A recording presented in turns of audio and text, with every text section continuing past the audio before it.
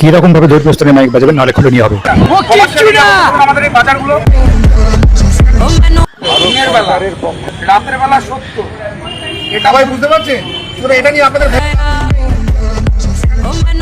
এবার সম্পূর্ণরূপে ধর্মীয় স্থান থেকে মাইক খুলে নেওয়ার একটা নতুন বিধি বেরিয়ে গেল। সেই বিষয় নিয়ে পুলিশ কি বলছে, বিষয়টা শুনুন। যারা খুলতে আসবে তাদের সম্পর্কে কি কি ধারণা থাকা আমার দরকার সেটা দেখে নিন কি বলছে। এই নিয়ম মানতে হবে রাতে এবং দিনে। কিরকম ভাবে ধর্মীয় স্থানে মাইক বাজাবেন, নাহলে খুলে নিয়ে হবে।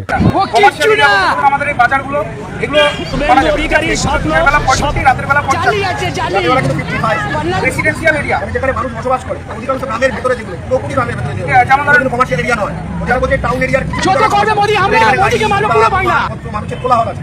এটার টাইম হচ্ছে খালি পেটে রামের নাম 1000 টাকা গ্যাসের দাম। ঠিক হলো, তারপরটা বলো। আচ্ছা, রেসিডেন্সিয়াল আমাদের জানা উচিত। রেসিডেন্সিয়াল বলতে লোকাল, যেমন ধরুন এখান থেকে মোল্লাপাড়া গেলেন, মোল্লাপাড়াটাকে ধরা হবে রেসিডেন্সিয়াল এরিয়া। তারপরে ধরুন এখান থেকে বহরা গেলেন, বহরাটা হচ্ছে রেসিডেন্সিয়াল এরিয়া। সেইখানে হচ্ছে দিনের বেলা 55, রাতের বেলা 45। আপনারা দেখুন প্রত্যেকটা জায়গায় 10 করে গ্যাপ আছে। আর সাইলেন্স জোন সেখানে হচ্ছে দিনের বেলা 50, রাতের বেলা 40। সাইলেন্স জোন কোনগুলো? যেমন ধরেন স্কুল, কলেজ, হসপিটাল যেগুলো রয়েছে সেগুলো হচ্ছে সাইলেন্স জোন। ঠিক আছে।